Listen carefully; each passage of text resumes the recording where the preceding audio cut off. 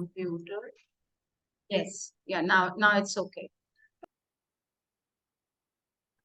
So good evening to all, and thank you so much for joining us.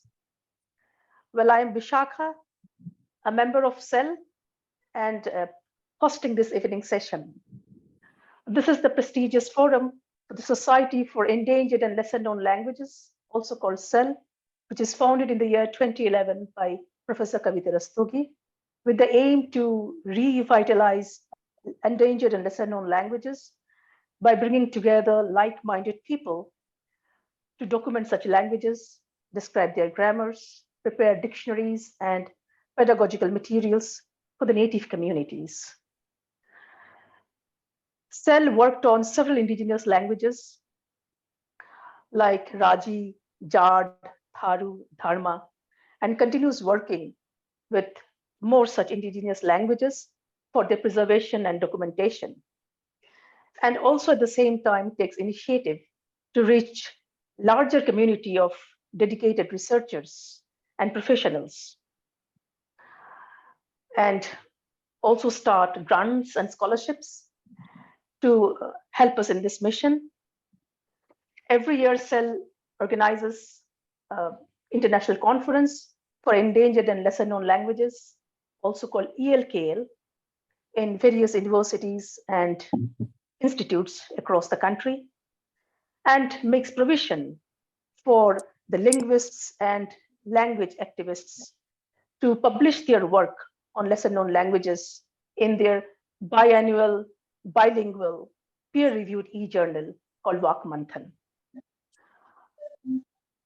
Most importantly, CEL encourages and trains dedicated researchers through online workshops and lectures and various online presentations. Today, CEL is conducting the third session of For CEL by CEL series, where CEL members present their ongoing research, and the expert, who is a senior CEL member, provides suggestions and guidelines to them. This evening, our presenter is Dr. Bipasha Patgiri, a faculty from Tejpur Central University. She'll be discussing on phonotactics and loan adaptation, which is a very relevant subject for scholars working on any language. And our expert for this evening session is Dr. Kakuli Mukherjee, who is former Assistant Registrar General in the Office of the Registrar General of India, Language Division, Kolkata. Her specialization include language education, language documentation, descriptive linguistics, and geolinguistics.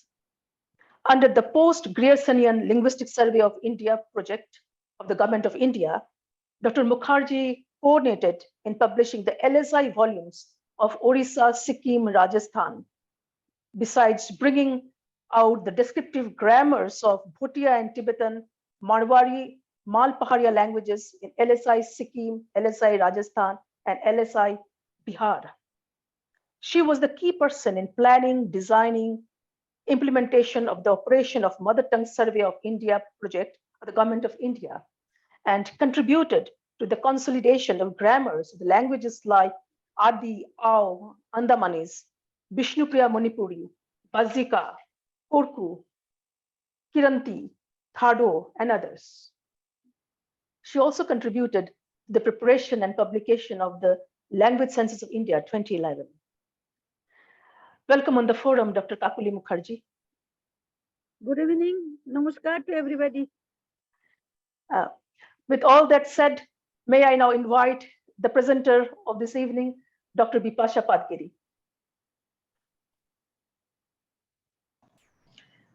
Thank you, Bisakha-ji. It was a very elaborate and very concise description of CEL, and also a very informative introduction to Madam Kakuli Mukherjee.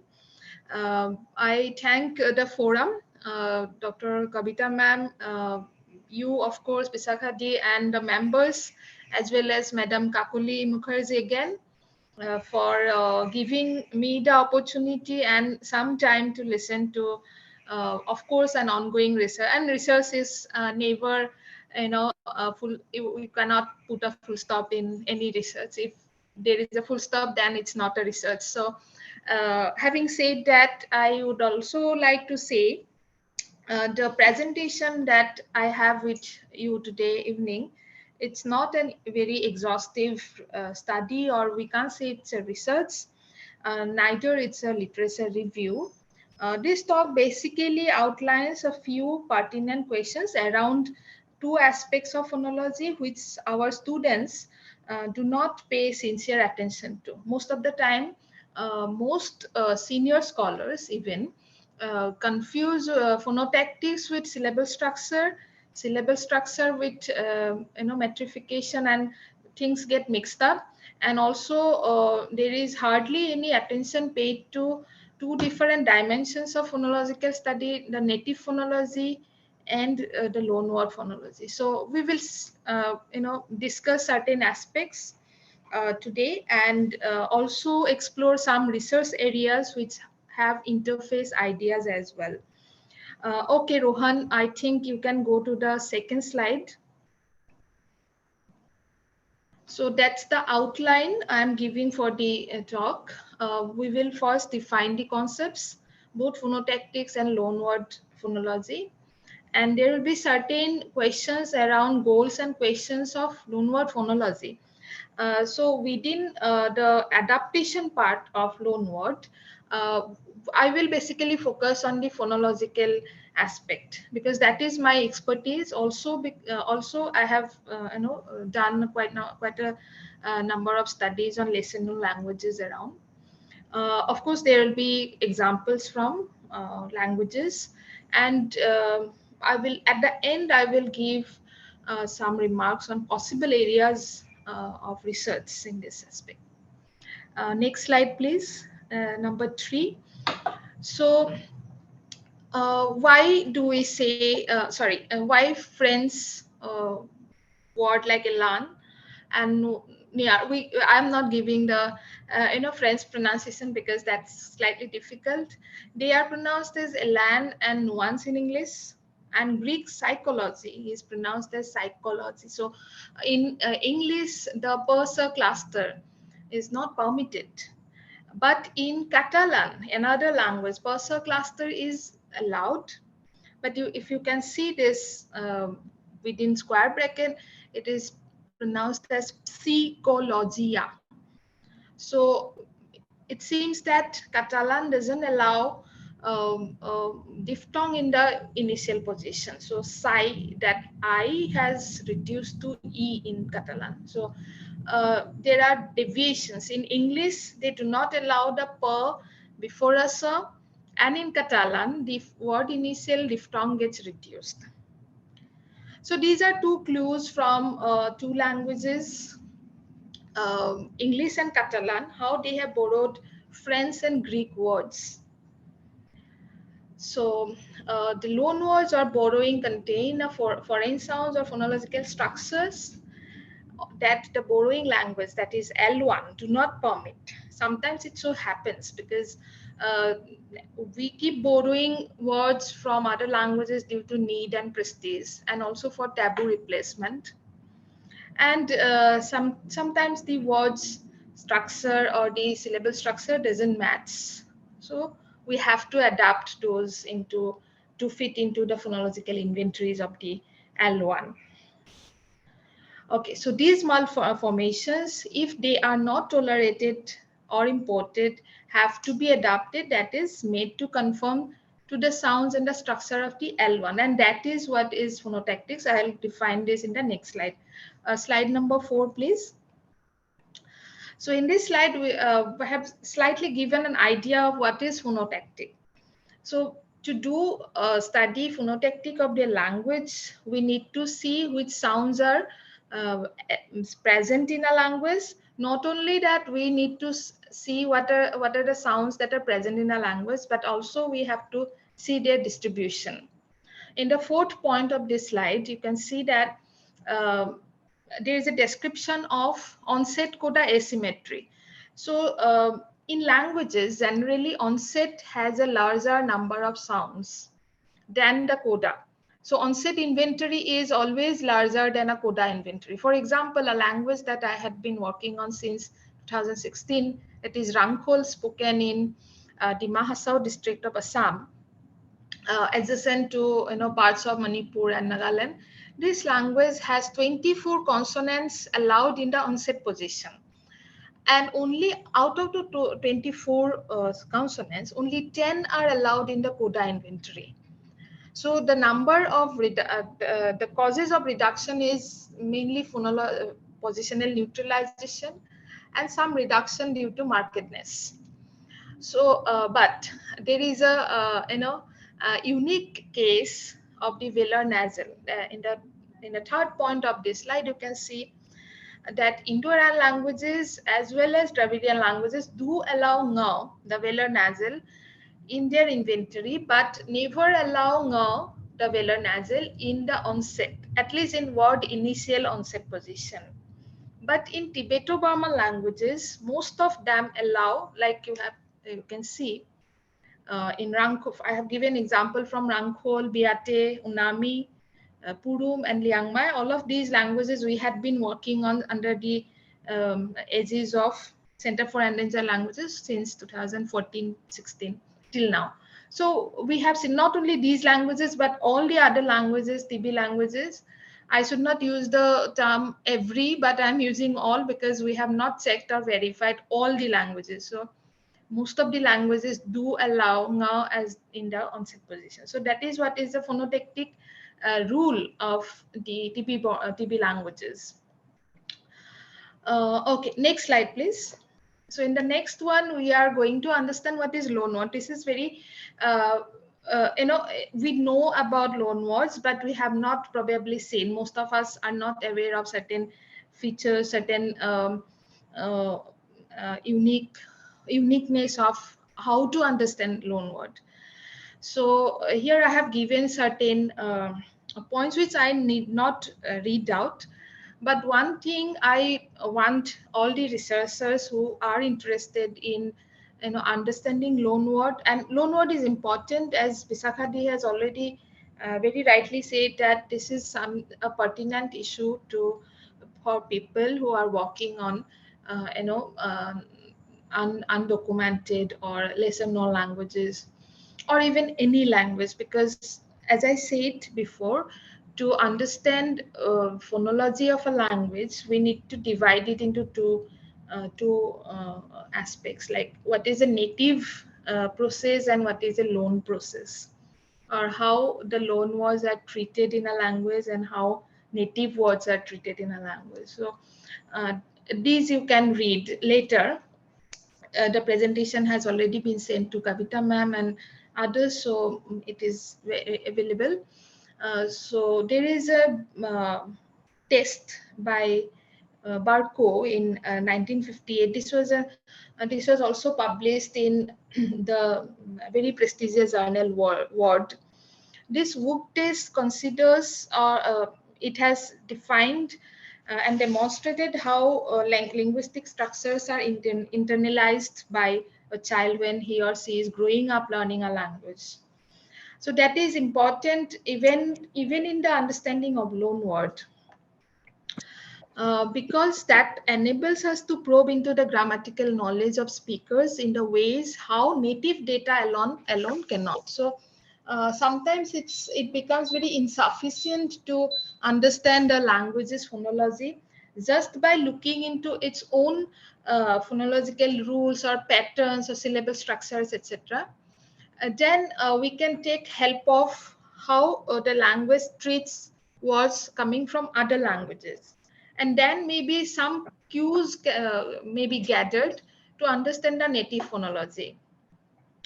Next slide, please. Slide number 6.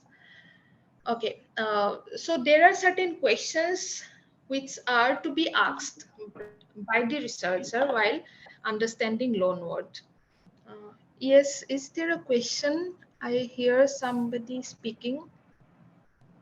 Okay. So are there any universal preferences for certain types of repair strategies? Like in most of the cases, we appenthicize vowels to break break consonant cluster. Sometimes one of the consonant is deleted. So there are certain sets of repair strategies to for loanwords to be adapted into native phonology of the L1. So is there any preference of epenthesis over deletion or retention of a vocalic feature over a consonantal feature? This is a very pertinent question when we do loanword phonological adaptation study. These are also these replacements which are part of the process of loanword adaptation. Are they based on phonetics or phonology? That is also very debatable. In most of the literature available on loanword studies, uh, a voluminous work has been done on English, of course, and then after English, I can see that Japanese is a language on which loanword phonology has been extensively worked on. So even then, with a very large corpus of loanword adaptation strategies, descriptions, data, the debate of phonetics versus phonology is not yet not yet arrived at, like which one has more preference over which one. So phonetic approximation or phonology. So there are two dichotomies. One, we say that phonetic substitution is an answer to loanword, and there is another phonological adaptation. So we will have some cross-linguistic examples after a few slides. And the second concern, second debate in loanword adaptation studies is how much and the extent to which orthographic representations have influenced loanword studies or loanword data to be explained in terms of their expositions. Okay, next slide, please. To have a background understanding of loanword, we have just two domains. In one, we say that these are terms which are borrowed because of cultural influence um, um, from the donor language. And the other borrowing is core borrowing, that refers to importation of foreign word even when the object or concept is already existing in the recipient language, that is L1. So this happens because of two reasons. As I said before, one is need, which is for cultural borrowing, and the other two, like prestige and taboo replacement. Because of these two things, core borrowing happens in languages L1. Next slide, please, slide number 8. So what are the influencing factors? The basic ones. There are many influencing factors, but I have given just 4, which are the basic ones. The source language and the borrowing language phonologies is one. Level of representation, whether phonetic or phonological. That is accessed during adaptation. Which one gets more weightage over the other one? The third is the universal or language specific preferences over certain types of repair. So whether epenthesis will be taken into account, or deletion, or featural change, or all of them. So that is a language specific preference. And the sociolinguistic and pragmatic aspects of loanword borrowing, both all of them, prestige, identity, and familiarity, all of them come into picture, and we need to look into loanword adaptation very holistically, like just looking at the phonological description and comparing the phonemic inventory of the L1 with the donor language will not be sufficient to understand how the loanwords are perceived or adapted by people who speak those words in the L1. Next slide, please. Slide number 9. Major theoretical models.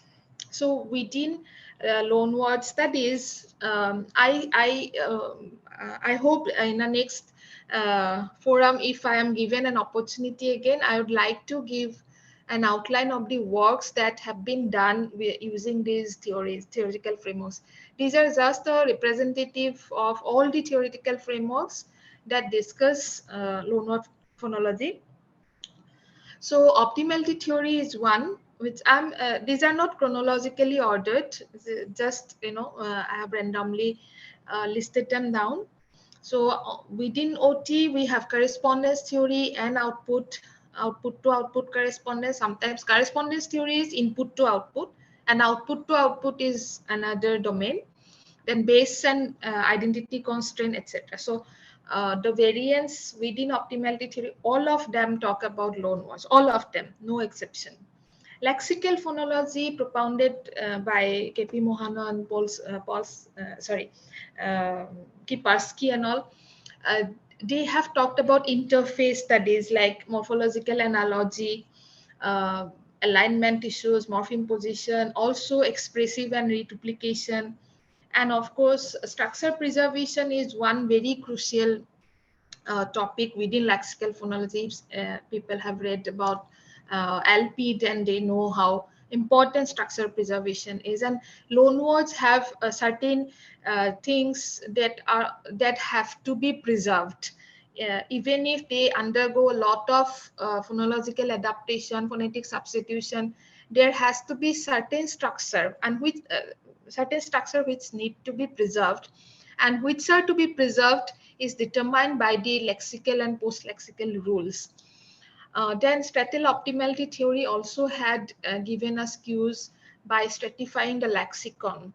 One very interesting work has been done by Somdev Kar, who had done a Bengali stratified lexical study. He not only talked about loanwords, but he also had talked about distributive morphology and etc. So there he had given lexicon divided into 3 halves. So a comparison of standard Bangla with colloquial Bangla, then standard Bangla alone, and then loan words. So that is how we need to look into all the languages. Just by looking, I have seen the recent phonological description on many lesser-known languages. They mix up all the data, but that is not the way how to go about it. Then perceptual phonology, of course, by the name itself, there are perception-based studies, and there are auditory explanations to loanword. Usage-based phonology has also talked about. The sociophonetics have talked about the dialectal variation even within loanword adaptation. So Assamese speaker who belongs to a Western variety, who speak a Western variety of the Assamese, and another person who speaks one of the Eastern variety will adapt the same loan word in 2 different ways. So dialectal variations also play a very crucial role, and we need to talk about that also. Positional faithfulness, privilege theoretic account, then psycholinguistic realization. And these also have certain importance or significance in the studies of loanwords. Next slide, please. Okay, so this is a mix of perception approach and phonology perception approach. The perception approach argues that the loanword adaptation results from misperception. This is very interesting because not all the words are misperceived by L1 speakers. So this is one very misleading information by the perception approach, and is processed at a phonetic level. So this is not always true. So later on, perception approach had given a way for phonology approach that argues that loanword adaptation results from applying native phonological constraints and rules to the foreign input. So the phonology approach deviates totally from phonetic implementation.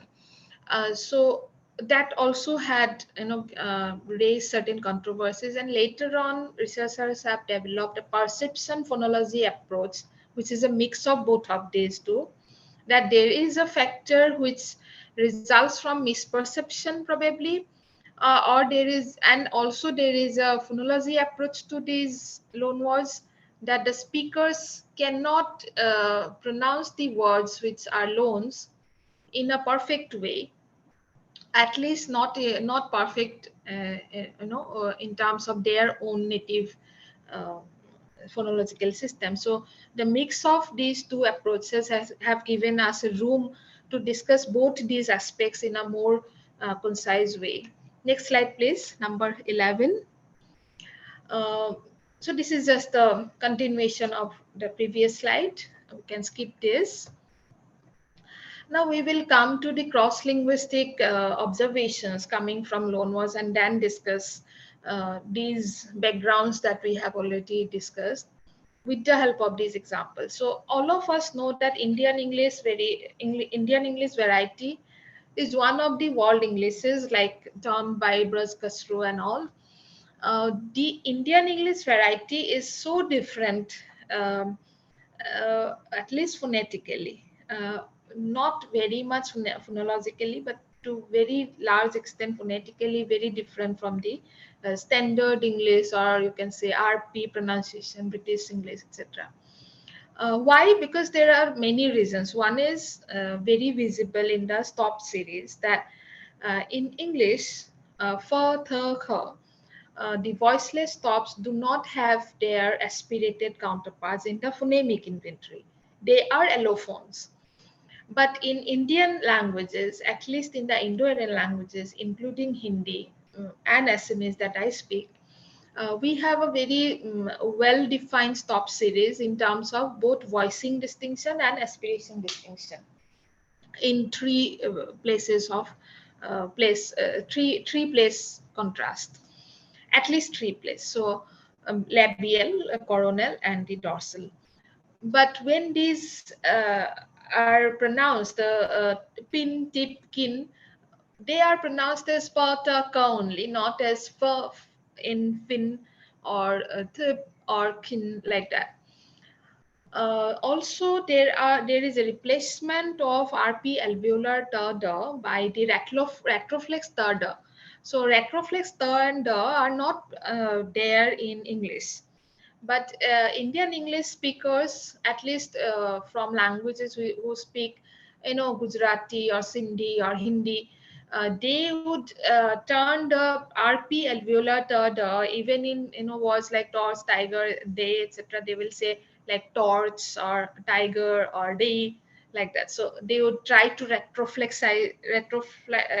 they would try to apply retroflexivization.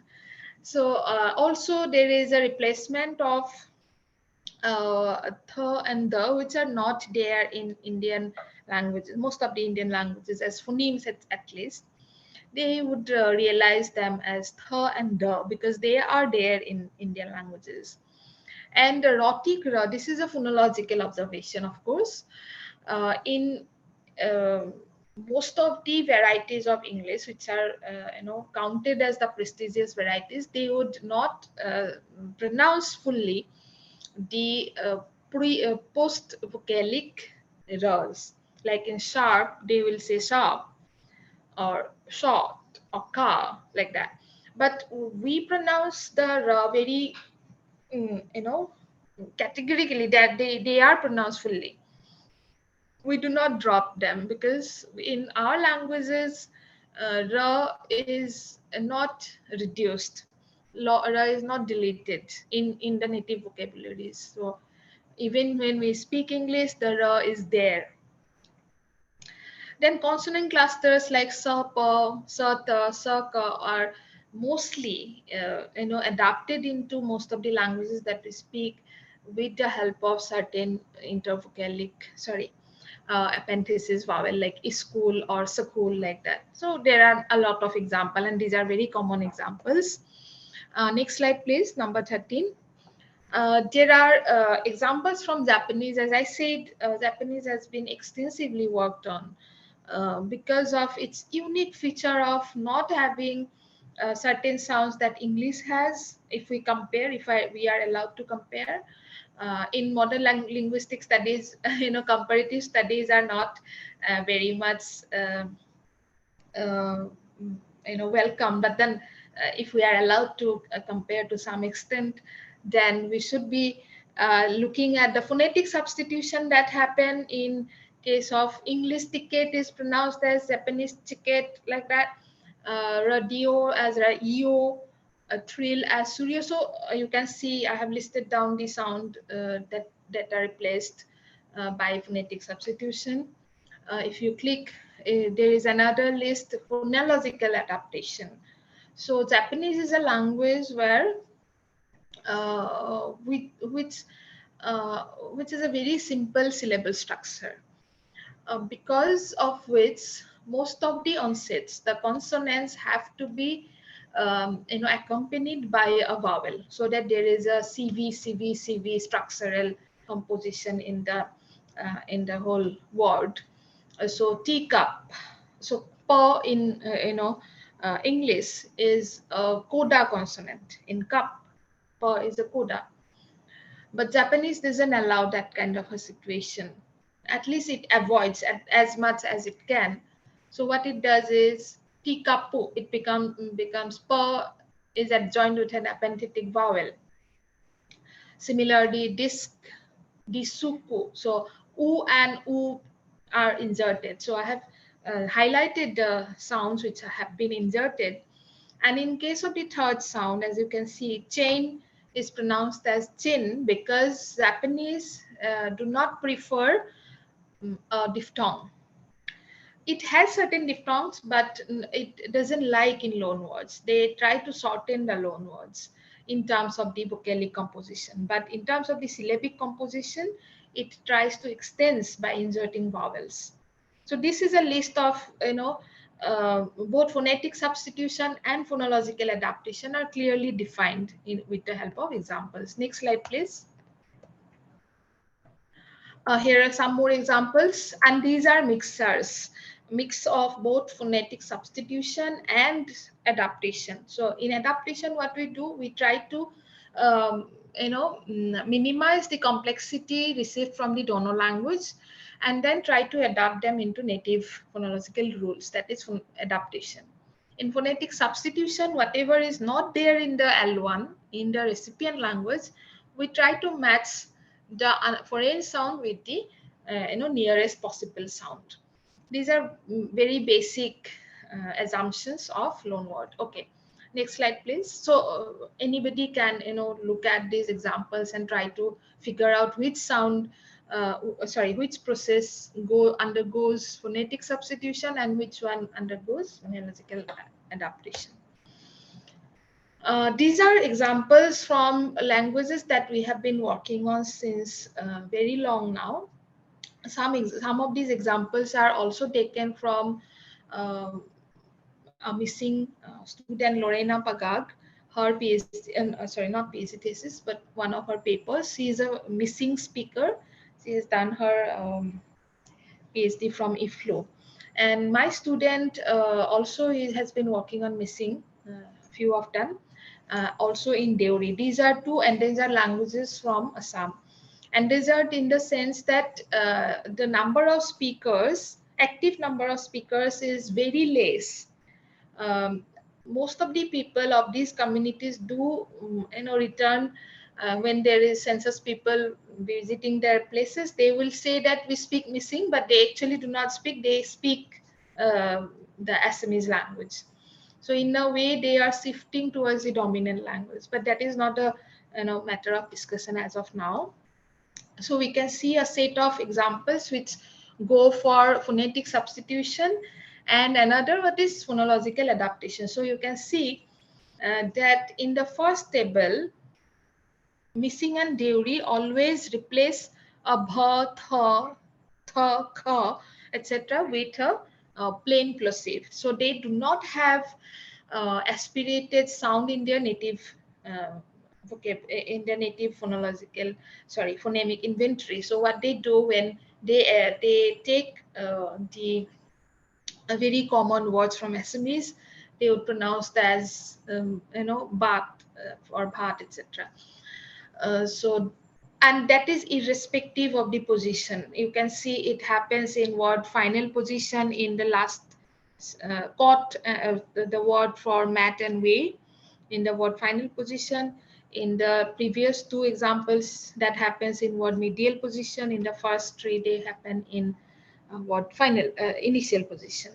So irrespective of these positions, the phonetic substitution happen for replacing the spread glottis feature. Now in the last word that I have got from Lorena Pagag's work again, this word, and she has given two more, but I was not very convinced because I also have certain students who are working on missing, and some of them are missing speakers, but they did not confirm those examples, so I skipped them as of now. So ha ho, this sound ho is very unique to Assamese. None of the Indo-Aryan languages have this sound. Neither the Tibeto-Burman languages with whom Assamese has been in contact with has have this sound.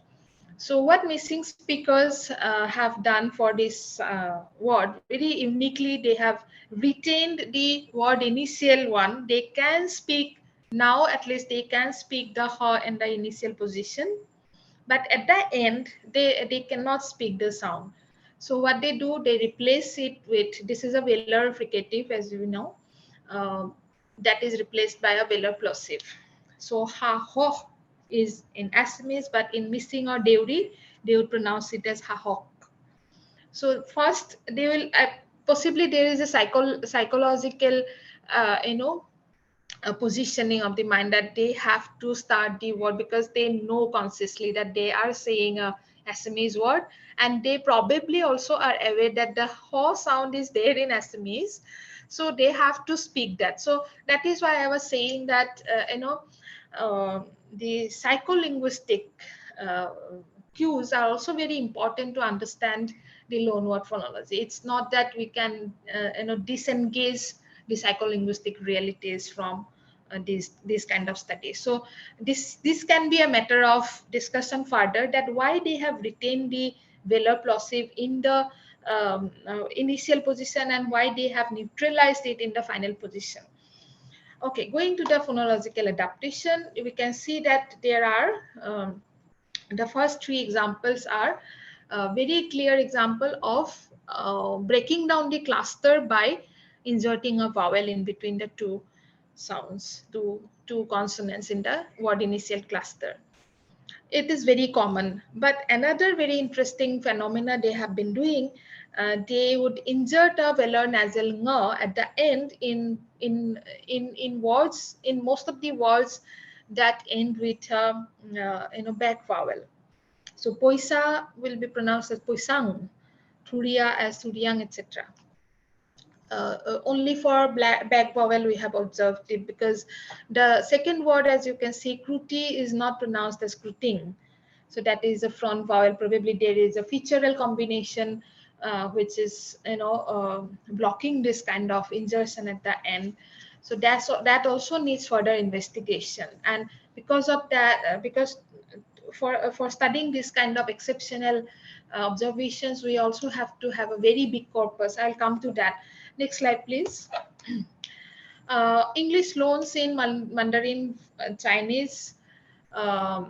In Mandarin Chinese and Japanese like languages, we know that most of the English words which are adapted or borrowed from English undergo several changes, not in only in terms of form, but also in terms of meaning, because these are very different cultures. Also in Indian English, when we speak certain words, because of our cultural influences, meaning also gets changed. The second observation that the researchers have found, the practical use of the Japanese katakana orthography and Chinese ancient Hanji and the modernized, or we can say Romanicized Pinyin orthography have also given influence. Okay, we can skip the later points. These are all about the cultural influences. Mandarin Chinese, interestingly, resorts to appendices and deletion both in case of handling consonant clusters. In Mandarin Chinese, as most of us are probably aware, that the syllable structure is very simple, but this is a very highly tonal language. There are 5 phonemic tones. I think now the modern Mandarin Chinese has 4, but they should have 5 different tones. I'm not very well versed in this tonal part. Anyway, so straws will be pronounced as site, lao, si. So many vowels have been added to break down the sa, ta, ra cluster, and la is a phonetic replacement, because the language doesn't have ra. It will replace because it's a liquid category, so it will replace as ra by la. And similarly, other examples can be seen. Also, in the word final position, they would directly drop a particular sound which is part of or second part of a consonant cluster. So Denmark and Richmond, ka and na have been dropped totally. There are some phonetic substitution as well. So there are several strategies that undergo a particular was adaptation into a recipient language. Next slide, please. Number 18. Now, Russian loans in Kyrgyz. This is a very, very interesting data set that we are going to discuss because of two reasons. One is phonological alternations sometimes are driven by syllable contact. Now, what is syllable contact is also a matter of another discussion. Probably it is a long, it is a very extensive or a very crucial topic in phonology. That when we form consonant cluster, there is the basic thing that we know is the sonority rises towards the peak or nucleus of a syllable and then decreases like that. From both the ends that rises. So that sonority and also the mirror image of sonority hierarchy, strength hierarchy. So both of them come into our visual, our articulatory impact, that within syllable context situation, what happens to tautosyllabic cluster and heterosyllabic sequences, etc., etc. So all those things come into the domain of syllable contact. In Kyrgyz, what happens to Russian loan is word initial clusters in loan words are resolved by either vowel epenthesis or and the site of the epenthetic vowel is governed by syllable contact. We will see. Please, next slide. Yeah, you can see these examples. Please pay very attentively. See, in the first case where there is a lyov, you can see lyov, right? Va has been replaced by pa, but I have not highlighted that because that's not part of our discussion right now. So, okay. Yeah.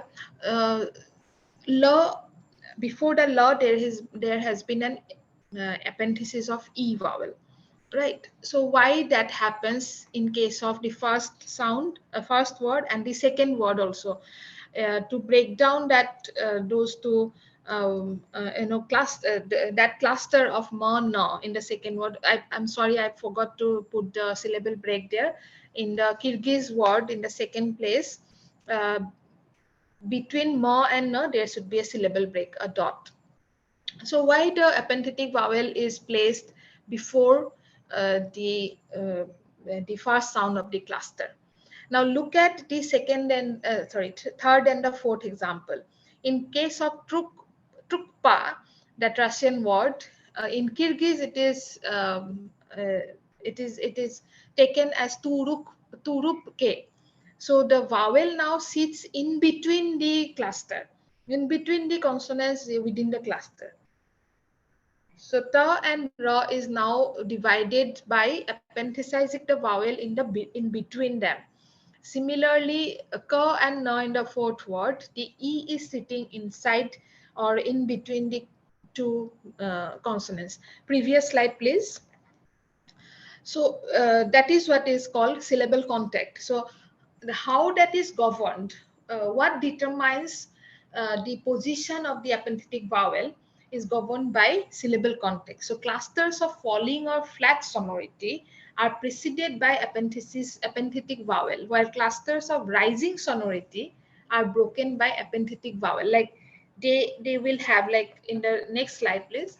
you can see tr is a cluster of rising sonority. So t is lesser sonorous than r. Okay, so in that case you will have the vowel in between the two consonants.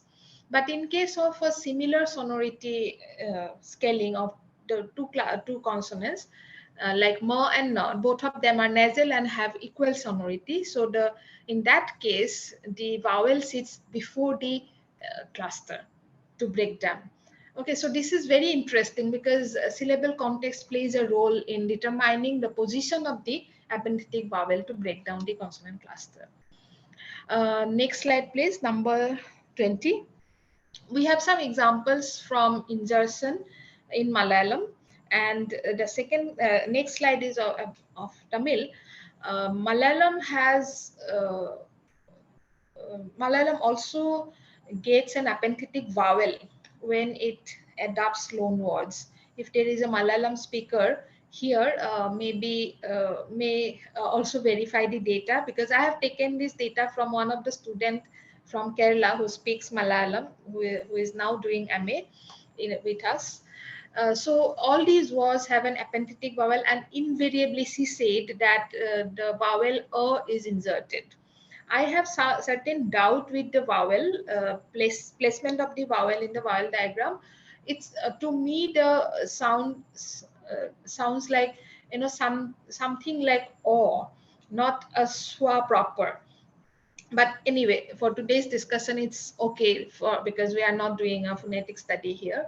So invariably, all the vowels, all the clusters at the word final position are broken by an epenthetic vowel at the end, and the vowel is same. Whatever it is same. Next slide, please, Tamil. Even in Tamil, the same thing is happening. A vowel that is oo, something like oo. Uh, I have got this data from one of the handout that was circulated by Professor Pandey during our MPhil days. So I don't know where he got this data from, but he said that only oo is inserted in case of Tamil. Unlike the Malayalam data, what sound will be there in the loan words, and also he has not specified the source of the source language here, the donor language.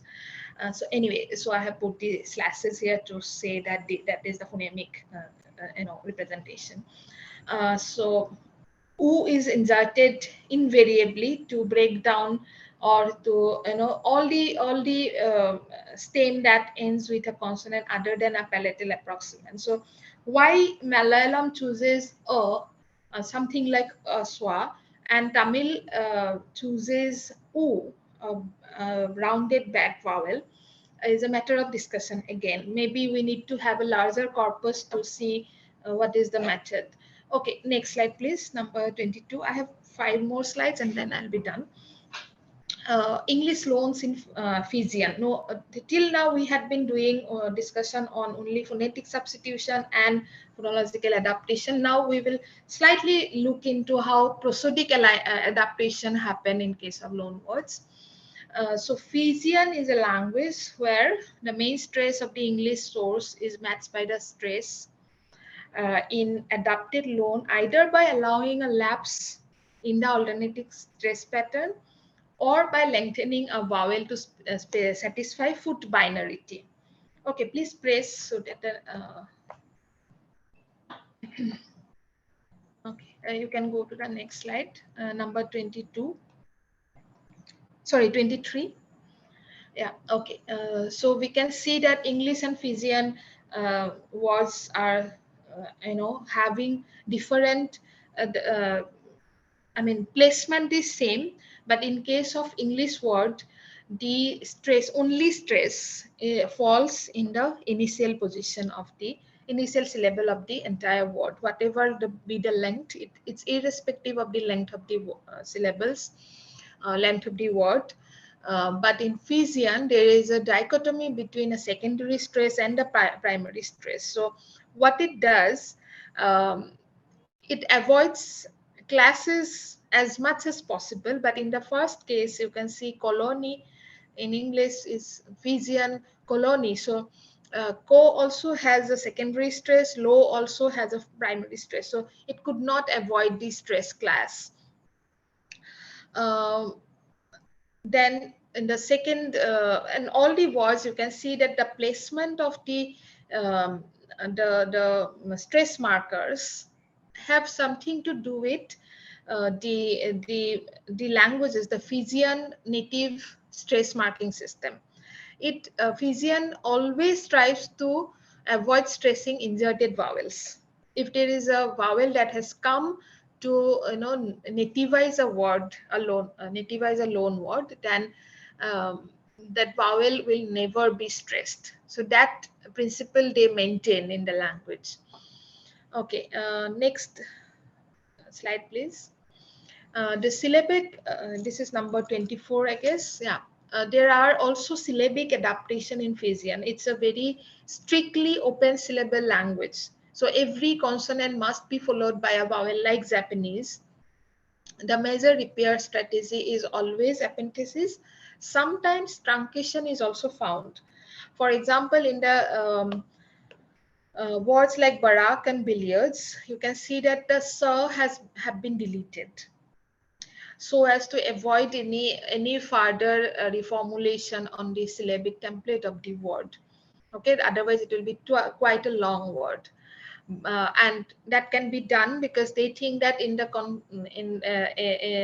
in a consonant cluster, which is word final, the first consonant can be retained, which carries the lexical meaning probably, and the second one is just for some grammatical purpose. So there is certain psycholinguistic cues also probably, that they can easily delete the last sound of a word final cluster. Otherwise, the loan adaptation in Fijian is almost like Russian, almost like Japanese. Okay, just to conclude, just to have a concluding remark. Not I should not have named it as a conclusion slide, because there is no conclusion to this discussion. Actually, this is just an overview. So there are, to understand the true synchronic phonology of L1, it is always important to look at the acoustic and the phonological cues, which can be categorized also in the loan words. Then there are implications coming from theoretical phonologists and context situations like and context induced phenomena like bilingualism and multilingualism. That can be an discussion on a different date, because that itself is a very big topic. Then loanword adaptation are also open for variation, that all the strategies that L1 will adopt may not confine to all the data that are provided. So there may be variations, and we should be also look into in a stratified manner how many words go for epenthesis, how many words go for deletion, how many go for stress replacements, etc.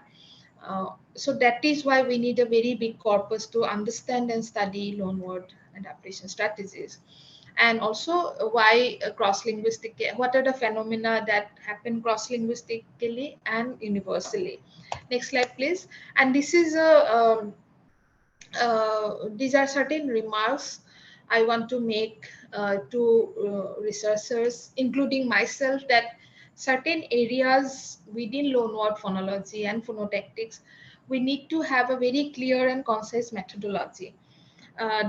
Source need to be defined, whether we are getting the cues from written records. Of course, for older data, we need to resort to written records, or we are looking into the spoken repository right now, how people are speaking a particular word. So source needs to be defined and segregated in the article that we are going to publish, because otherwise the reader will be misled, right?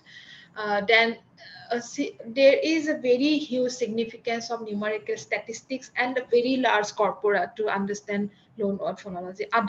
Otherwise, whatever conclusions we will make after studying just 2-3 words, may not be true. They may be actually part of the exceptions. 2-3 words cannot give us a picture of any phonological description, be it native, be it loan. And indirect borrowing must be avoided as much as possible. Okay. Then native and loanword processes need to be distinguished, and sociolinguistics and I forgot to mention psycholinguistic, but those aspects should also be taken into clear account. There are two databases, Loanword database, World, that has been designed and developed by Martin Haspelmuth and Yuri Tadmore.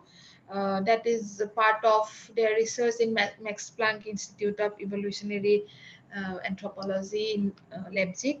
They have done a study on 41 languages, and that is available online, so I need not to speak more on that. The second database that has been worked on by Carol Paradis, she had done the study on around 12,000 loans from English and French to various languages. The sources are English and French, and recipient languages are 13 languages, I guess. 12,000 loans from these two languages, but that database is not available online. But there are certain sporadic publications which he has published later. Even in the Goldsmith's Handbook of Phonological Theories, he has a chapter which basically deals with loanword phonology, but he has given an extensive review of the database, the analysis of this database. Okay, that's it. Next slide is just the references, and that's all from my side. Thank you.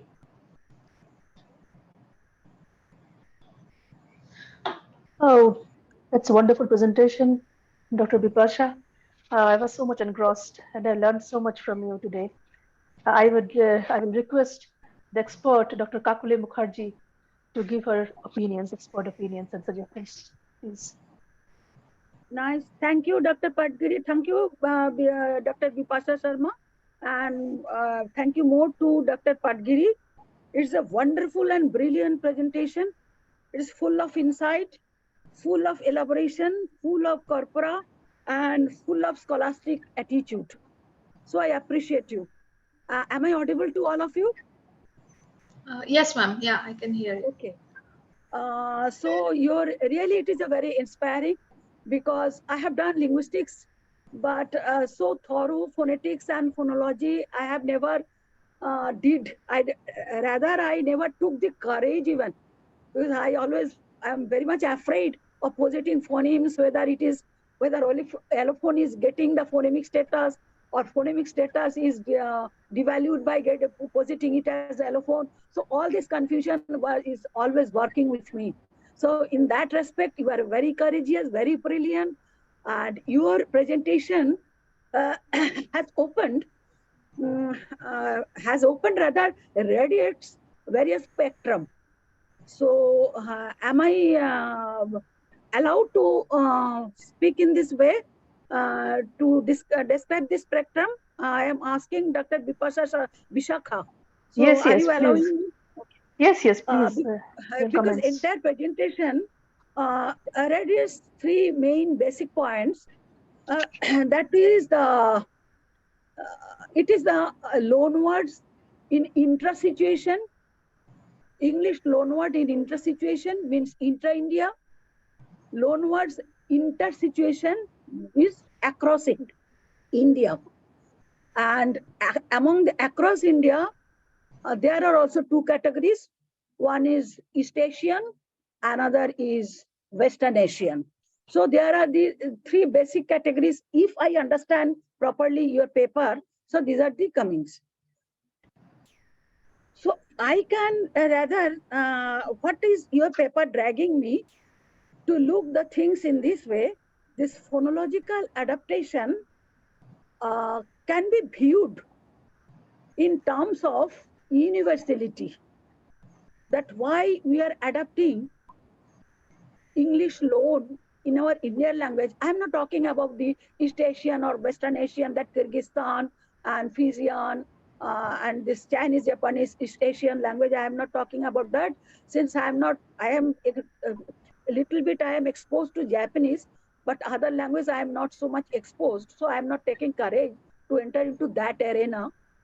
What I want to say, that why not take us, because when we are saying that why adapting the phonological adaptation, even in the interposition, when a Deuri speaker is adapting the Assamese loans, they are reducing some features, they are minimizing some features, they are altering some features, and this thing that way. So in that case, we have to give much attention to the articulate. Instead of this, in the remark part, you focused about the acoustic phonetics, but my experience after listening you very with all eager points, that this articulatory phonetics has to be taken into account, that when Assamese bath, they are telling is they are reproducing as bath. So how this substitution is taking place, there's some articulatory phonetics is working. And moreover, the features of Tibeto-Burman and this Indo-Aryan is also working, because this voiced aspiration is generally, this Tibeto-Burman is having aspiration, but not in voice level, because since they were monosyllabic, they have lost their voiced aspiration, while they have, I think, adjusted with their tonality or monosyllabicity. So in this way, and when you are telling the loan of English loan, how they are adopted by the Malayali speakers or Tamil speakers with some epenthesis, that is also true, that this epenthesis is a very vital phonological features of the among the Dravidian languages. So their own language habit, their own phonetic habit interfering when they are adapting the English loan. That's why you are finding, you are seeing that Malayali speaker, they are with E vowel, they are adjusting, they are adapting, they are substituting, and some clusters, initial clusters or medial clusters, and this Tamil, there are some back vowel, some open U, they are doing with the same epenthetic tendency. And this epenthesis is not only the southern, in the entire northern, the scooter school that you also mentioned, scooter, help, they cannot produce help. So like this, everywhere in North India, all the consonant cluster is broken by some this anaptictic vowel or inserting vowel.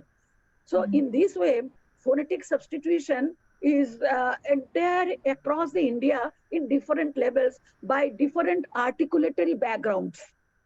If I understand phonetics in the proper way, and if I am not wrong by your judgment, your judging. So if I am wrong, I may be pardoned, I may be excused, and these are the things. So I feel that while we are working in this type of this very interesting and very much this thrust, phonetic thrust areas, there we have to find out what are the universal feature in adapting English loan in Indian context.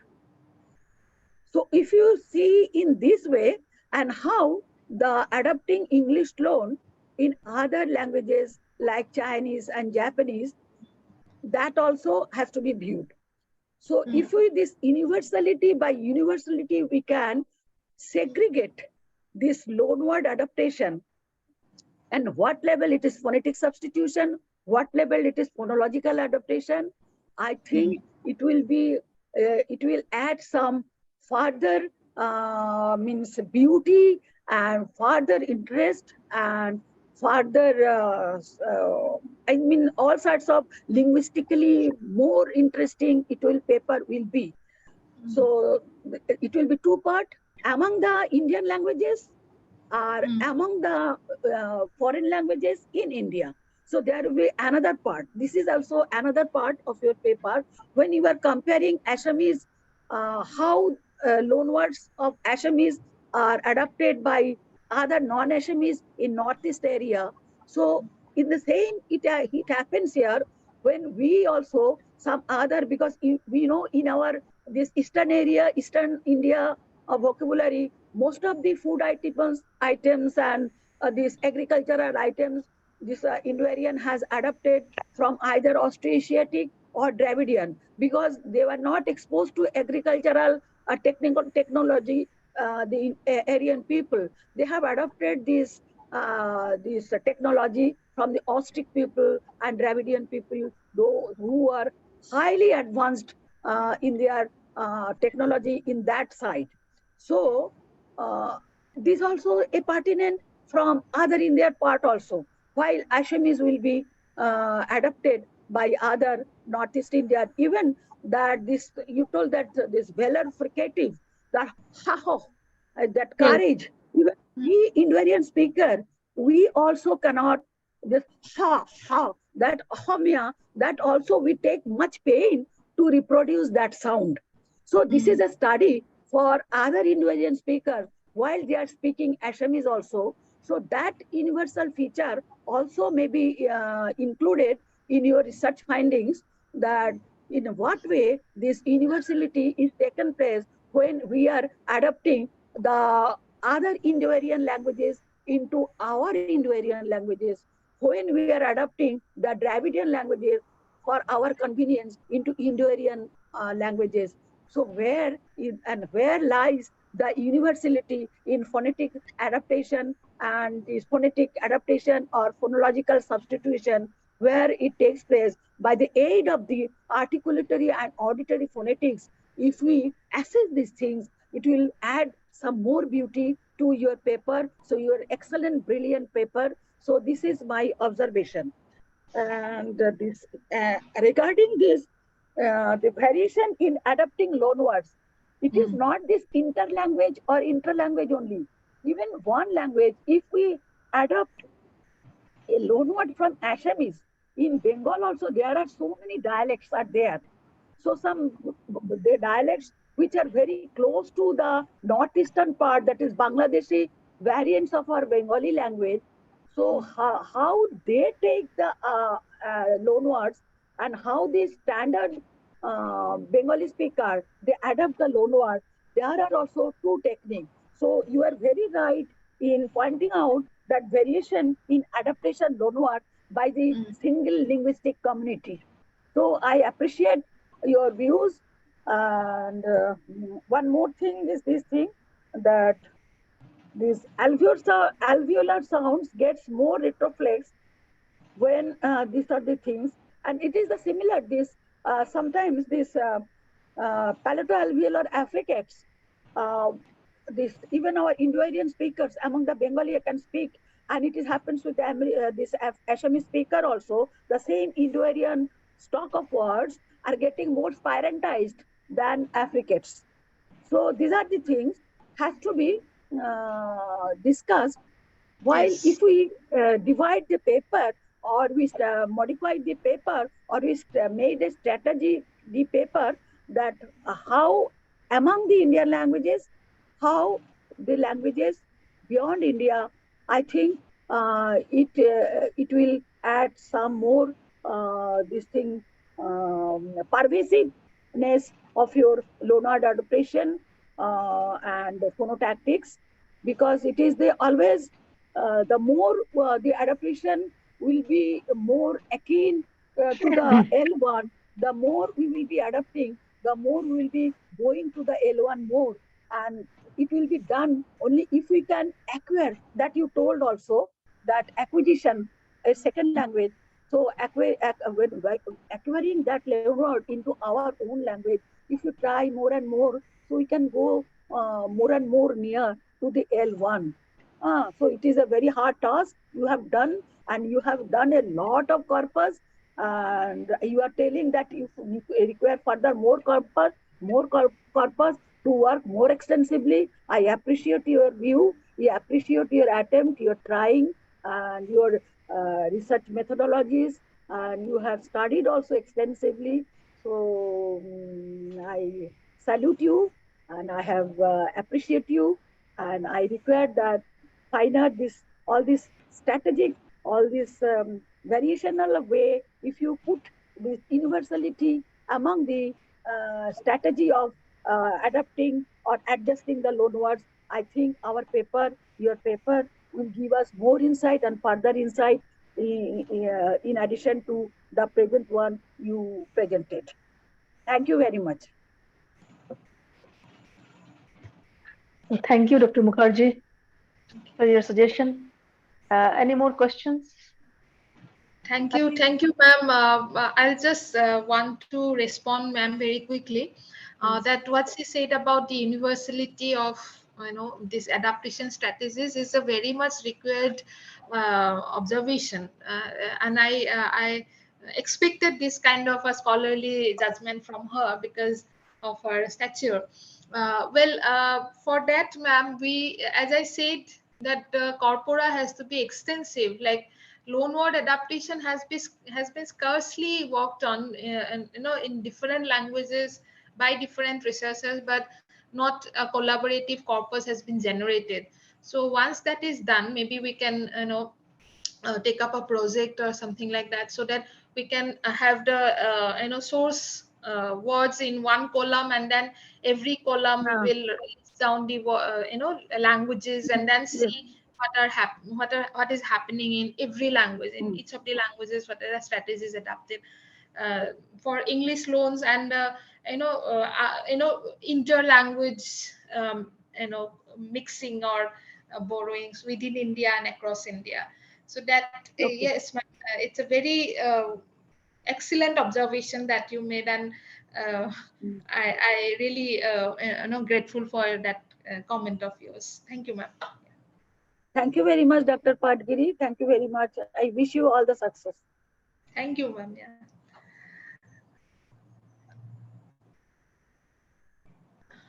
Okay, there is one question in the chat box. What is internal borrowing? Yes. Internal borrowing can be anything ranging from dialect borrowing or within language families. For example, if missing takes one word from one of the sister language, I don't know. If Malayalam takes one word from Tamil, not a very distant language, maybe we can say it as a cognate similarity, but sometimes cognate may be misleading, because there we have to we have to assume that there is a proto word in their ancestral language. But sometimes the proto even in the absence of the proto word, two sister languages may have developed or borrowed from one another. So it can be either sister language borrowing or dialect borrowing. Yeah. Anybody else? Any questions? Mosul says thank you. Yeah, that was his question. Anybody else? Well, I was also going through my work Yeah. in Thai Khamti. Yeah. Thai Khamti people are Buddhist, and they have Pali religious scriptures. Mm. So there are certain words like Tripitaka, for instance, Tripitaka, which means Buddhist scriptures.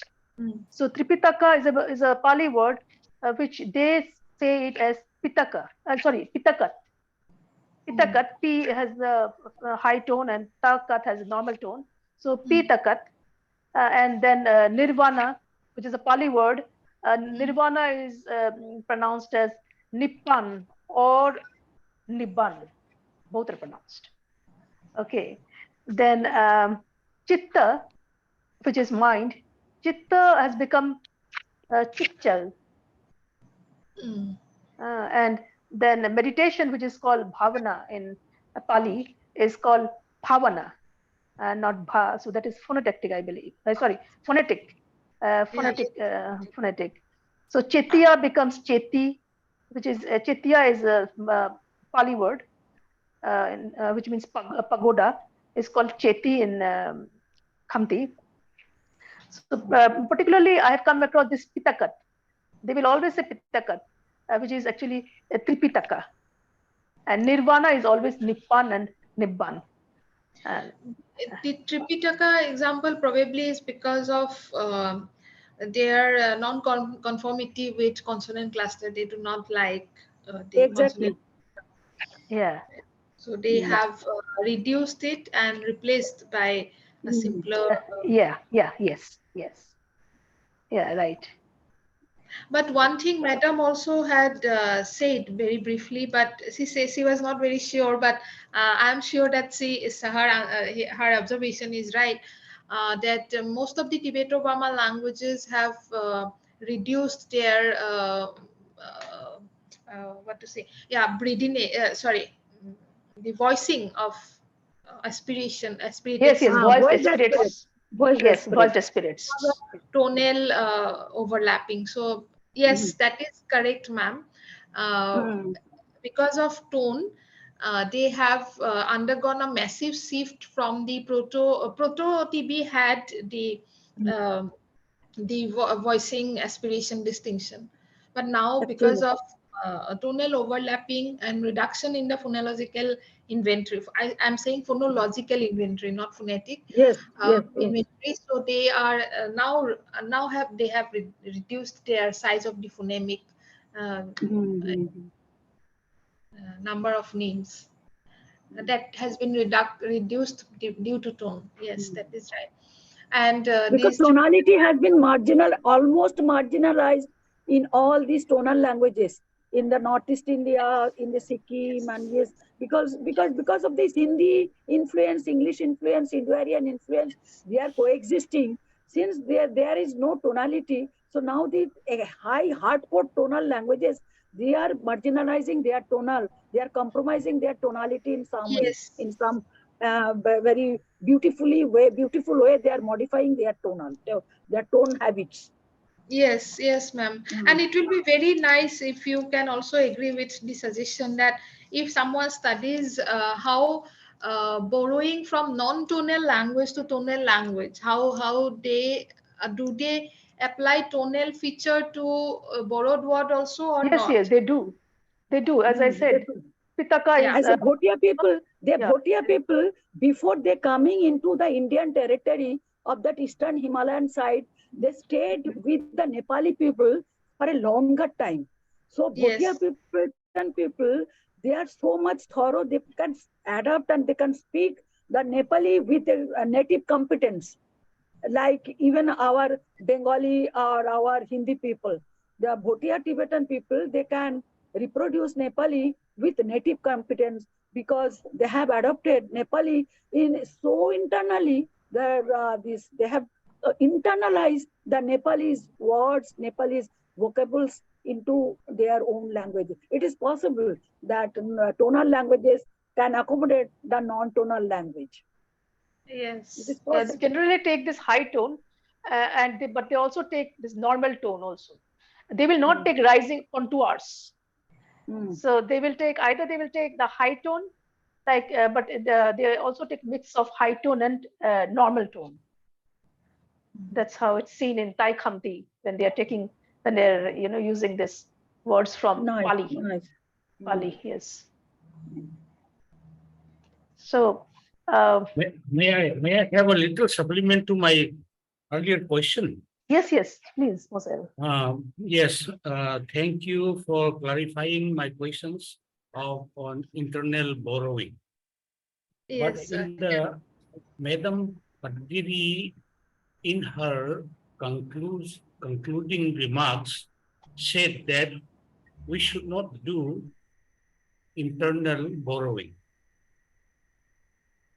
If if I was not wrong, then why Uh, uh, sir, why why and why should not this internet borrowing be continued?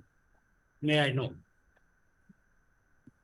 in my concluding remarks, sir, I mentioned indirect borrowing should be avoided, not Oh, internal. Yeah. okay. Oh, sorry. Yeah, I'm maybe my. Hmm. maybe Rohan, can you show the slide, the remarks slide, if you No, it's Okay. okay. It's okay. It's okay. If it is, you have clarified it. Yeah. So I think we are done for this evening. What a wonderful presentation, Dr. Bipasha. And thank you, Dr. Kakuli Mukherjee, for your presence. It was very enlightening for us. Yeah. Thank you so much. Thank you, viewers.